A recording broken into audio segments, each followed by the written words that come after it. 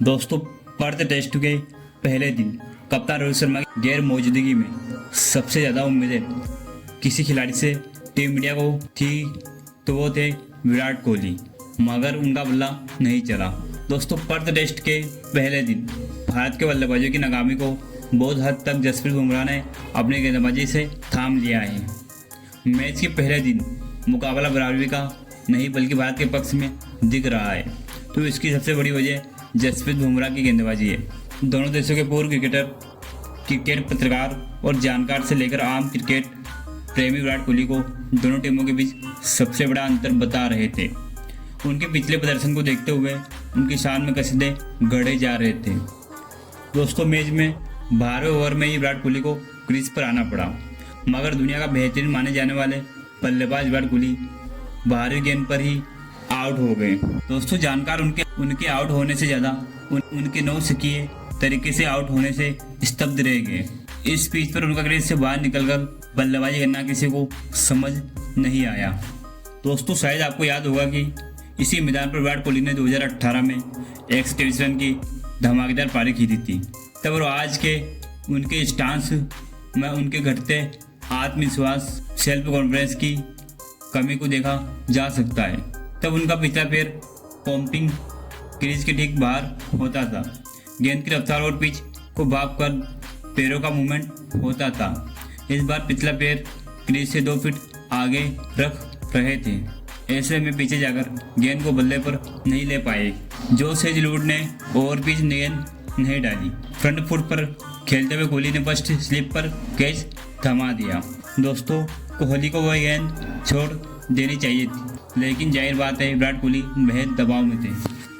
दोस्तों, कोविड काल के बाद से ही विराट कोहली का करियर नीचे गिरता चला गया।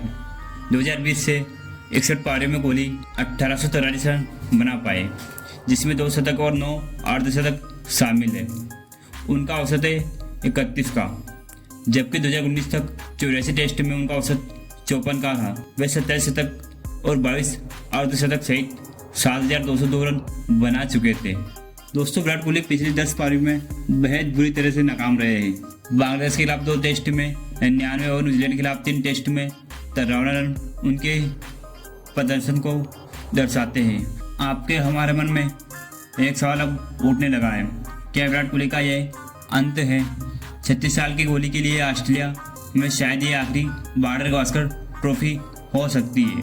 उनकी विफलता के पीछे तकनीकी खामियां तो है, साथ ही उम्मीदों के दबाव का असर उनके आत्मविश्वास पर दिख रहा है। कई दिग्गज घरेलू क्रिकेट को नज़रअंदाज करना भी उनकी फॉर्म की वजह बता रहे हैं। फिर आप उनकी उम्र को जुटला नहीं सकते, क्योंकि विराट कोहली इस समय 36 साल के हो गए हैं। दोस्तों, विराट कोहली का अंतर्राष्ट्रीय करियर 2008 में 31 के मामूली औसत के साथ शुरू हुआ था, लेकिन जल्दी वे खुद को दुनिया के सर्वश्रेष्ठ बल्लेबाजों में स्थापित कर चुके थे। दोस्तों, साल 2016 में कोहली का बल्लेबाजी औसत 86 तक पहुंच गया था। 2015 से 2019 तक उनका करियर बुलंदियों पर था। अति महत्वाकांक्षी विराट कोहली 4 में से 1 मैच में शतक लगा रहे थे। दोस्तों, 2020 में उनका औसत तेजी से गिरकर 19 हो गया। 2021-22 में संघर्ष करते रहे। इन दोनों सालों में उनका औसत क्रमशः 28 और 26 तक जा गिरा था। कोहली ने 2023 में 55 के औसत के साथ वापसी के संकेत दिए थे।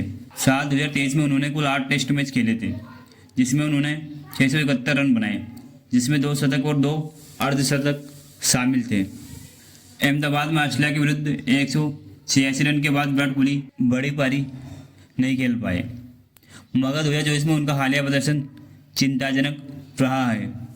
इस साल 7 टेस्ट की 13 पारियों में बगैर शतक के 255 रन बनाए हैं और उनका औसत मात्र 21 का